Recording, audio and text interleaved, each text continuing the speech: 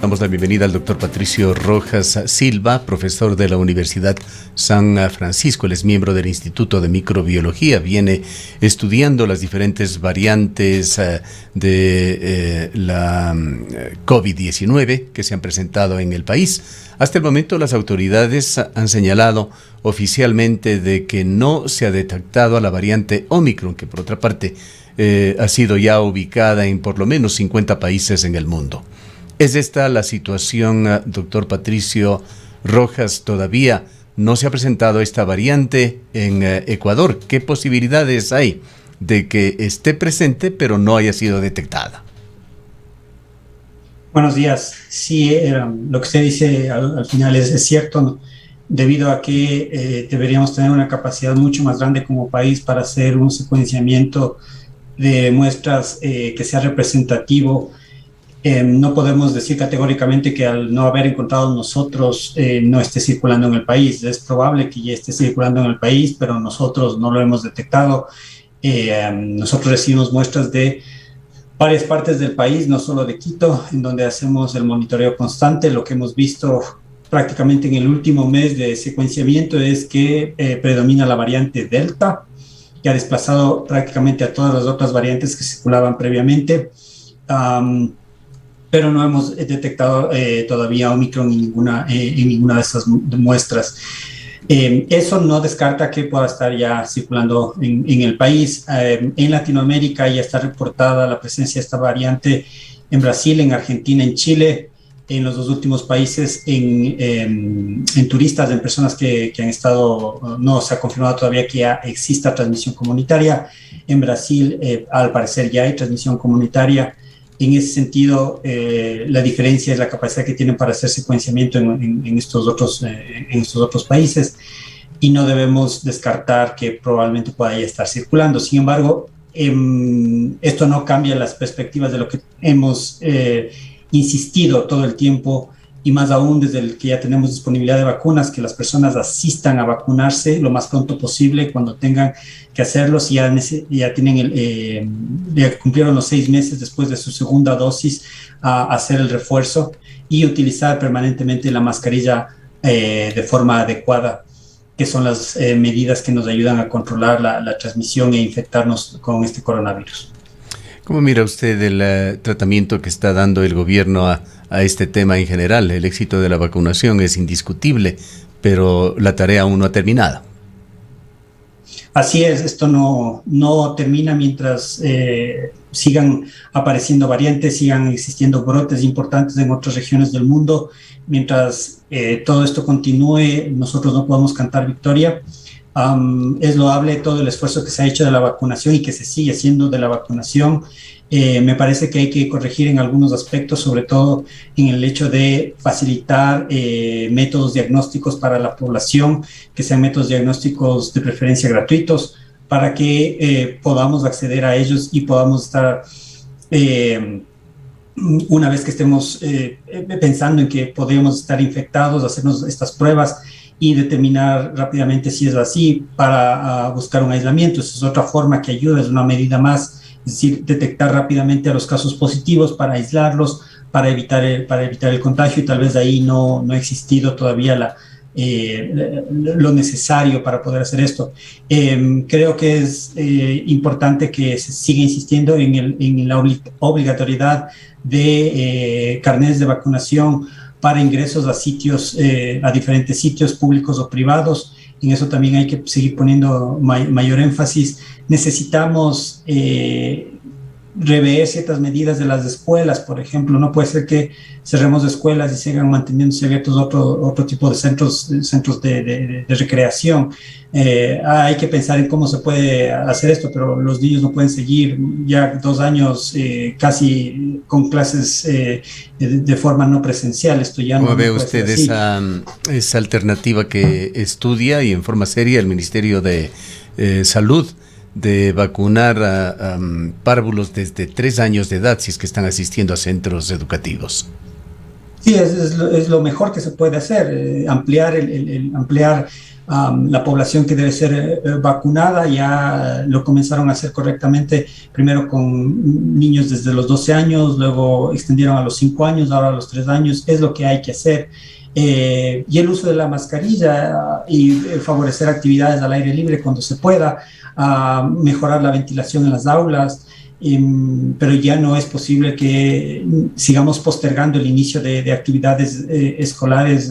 Es demasiado tiempo y debemos tener eso como prioridad versus cualquier otra actividad en el país. Y en cuanto a la administración de la tercera vacuna, ¿qué es lo que piensa usted? Acabamos de dar información muy fresca.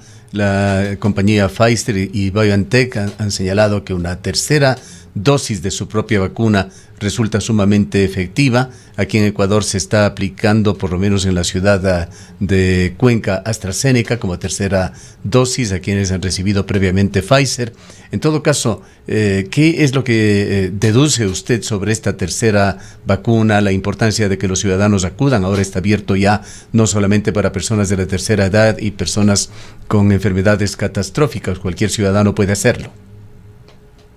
Es alentador tener datos que demuestren que la tercera dosis efectivamente mejora la respuesta inmune de una persona. Sin embargo, no es, a pesar de que no tengamos datos todavía de otras vacunas y de otros refuerzos, lo que sí tenemos es, por ejemplo, que ya ha habido combinaciones de vacunas en donde sí se vio que había una buena respuesta, inclusive que era mejor. En Gran Bretaña hicieron combinaciones de Pfizer con AstraZeneca. Se vio que había una muy buena respuesta. Entonces, lo más probable es que el momento que nosotros tengamos un refuerzo con cualquier vacuna que sea, es innegable que el sistema inmune va a responder en la gran mayoría de las personas, va a mantener sobre todo estas células que se llaman células inmunitarias de memoria, que son las que nos protegen. En realidad, el nivel de anticuerpos no es tan importante en general, es un marcador fácil de medirlo porque tenemos la tecnología y no es costoso, pero en realidad lo que más nos importa es que se generen estas células de memoria, que eso es más complicado medirlo, no es tan fácil medirlo. Y eso es lo que se logra con las vacunas. En general, esto no es algo nuevo, esto ocurre con todas las vacunas. Los niños pequeños, hay que recordar que el esquema de vacunación, los que tenemos hijos o sabemos de niños pequeños, reciben vacunas a los 2, 4, 6 meses de edad, otras vacunas al año, luego unos refuerzos a los 2, a los 6, a los 12 años. Y la idea es eso, mantener este pool, este grupo de células de memoria contra los diferentes patógenos, y eso es lo que nos protege. Entonces, es loable tener estos datos de Pfizer, pero no es necesaria, no es lo único, y es altamente probable que refuerzos con cualquier otra vacuna, como el caso que nosotros tenemos, AstraZeneca, haga exactamente, cumple el mismo papel. Y en ese sentido, hay que alentar a las personas a que acudan a ponerse su refuerzo. Mirando un poquito más adelante al futuro cercano, doctor Rojas, muchos científicos del mundo pensaríamos que una mayoría piensan que la COVID-19 está para quedarse. Se concluye de que la COVID-19 está o se volverá endémica. ¿Qué significa esto? Bueno, esto es una situación bastante triste porque tenemos las herramientas en este tiempo para poder haber controlado esta situación y no llegar a esta situación. Realmente que se ve muy difícil, dado cómo ocurre en varios países, que siguen existiendo brotes, que no podamos erradicar esto. Va a ser bien difícil. Endémico, hay que tener en cuenta que no significa que va a ser leve. Endémico significa que va a haber brotes de cuando en cuando y va a haber gente que se va a morir.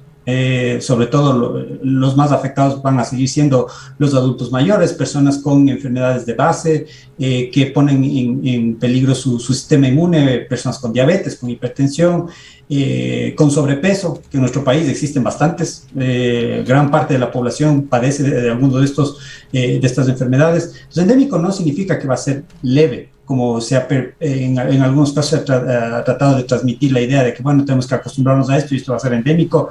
Endémico no es leve. La influenza es endémica, la influenza nos afecta todos los años y no es leve. La influenza mata a muchas personas y pasa aquí en el Ecuador. Entonces eso hay que tener en cuenta y tenemos que hacer todos los esfuerzos necesarios de si hay que seguir utilizando medidas de seguridad por un buen tiempo, habrá que seguirlo haciendo, porque está en juego nuestra vida. La ventaja es que tenemos ahora vacunas, inclusive tenemos la posibilidad de actualizar esas vacunas rápidamente. Y eso ya lo está trabajando Pfizer, lo está trabajando Moderna, lo está trabajando AstraZeneca. Espero que de la misma forma lo haga Sinovac, CoronaVac, Johnson Johnson y Janssen, para que actualicen sus vacunas y podamos disponer de vacunas que ya sean producidas con estas nuevas variantes, sobre todo Delta y Omicron. Pero también se está pensando en generar vacunas contra todos los coronavirus, incluyendo coronavirus del MERS, que es todavía un coronavirus que circula en Medio Oriente. Entonces, esto va a seguir ocurriendo. No se ve realmente que esto pueda terminar, concluir, decir, en algún momento va a desaparecer y esto no es la posibilidad, y que se vuelva endémico tampoco no es que sea una buena noticia. Quizá tratando también de tener algo de esperanza, doctor Rojas, la historia de las pandemias nos han dejado experiencias y conclusiones. Cierto es que estamos hablando de tiempos con dinámicas muy diferentes, con realidades muy diferentes para los habitantes de este planeta y para el planeta. La fiebre española del año 1918 esperaba una tercera ola muy fuerte, pero esta llegó atenuada. Y la cuarta ola, que se esperaba que también podría ser mortal, incluso se hablaba de que podría acabar con la humanidad, entonces nunca llegó, el virus desapareció. Hemos escuchado también a científicos señalar que no todas las mutaciones favorecerán al virus y que eventualmente este podría desaparecer. ¿Qué posibilidades hay de esto?